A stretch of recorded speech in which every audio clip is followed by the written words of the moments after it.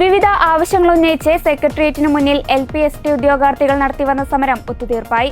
പൊതുവിദ്യാഭ്യാസ മന്ത്രി M. ഷംസുദ്ദീനുമായി നടത്തിയ ചർച്ച വിജയിച്ചതിനെ തുടർന്നാണ് സമരം പിൻവലിക്കാൻ ഉദ്യോഗാർത്ഥികൾ തീരുമാനിച്ചത്. കഴിഞ്ഞ 37 ദിവസമായി സെക്രട്ടേറിയറ്റ് പടിക്കൽ ഉദ്യോഗാർത്ഥികൾ പ്രതിഷേധത്തിലായിരുന്നു.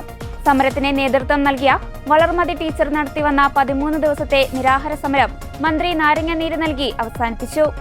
പ്രശ്നങ്ങൾ പരിഹരിക്കാൻ മന്ത്രി 45 ദിവസം ആവശ്യപ്പെട്ടതായി വളർമതി ടീച്ചർ മാധ്യമങ്ങളോട് പറഞ്ഞു. പ്രശ്നങ്ങൾക്ക് പരിഹാരം കാണുന്നതുവരെ തങ്ങൾ സെക്രട്ടേറിയറ്റിന് മുന്നിൽ തന്നെ തുടരും. പ്രതിഷേധങ്ങളോ പ്രകടനങ്ങളോ ഉണ്ടായിരിക്കില്ല. ദിവസങ്ങൾ എണ്ണി തങ്ങൾ സെക്രട്ടേറിയറ്റിന് മുന്നിൽ തന്നെ ഉണ്ടാകും. അനുകൂലമായ തീരുമാനം എത്രയും വേഗം ഉണ്ടാകുമെന്നാണ് പ്രതീക്ഷിക്കുന്നതെന്നും വളർമതി ടീച്ചർ പറഞ്ഞു. റാങ്ക് പട്ടിക പ്രസിദ്ധീകരിച്ച് 1 വർഷം പിന്നിട്ടിട്ടും നിയമനം നടക്കുന്നില്ലെന്ന് ആരോപിച്ചായിരുന്നു LP-ST ഉദ്യോഗാർത്ഥികൾ വീണ്ടും സമരവുമായി രംഗത്തെത്തിയത്. 2025 മെയ് 31 പ്രസിദ്ധീകരിച്ച റാങ്ക് ലിസ്റ്റിൽ നിന്ന് നിയമനം നാമമാത്രമാണെന്ന് ഉദ്യോഗാർത്ഥികൾ പറഞ്ഞിരുന്നു. പല ജില്ലകളിലും 1ാം റാങ്കുകൾക്ക് പോലും നിയമനം ലഭിക്കാത്ത അവസ്ഥയുണ്ടെന്നും ഉദ്യോഗാർത്ഥികൾ പറഞ്ഞിരുന്നു.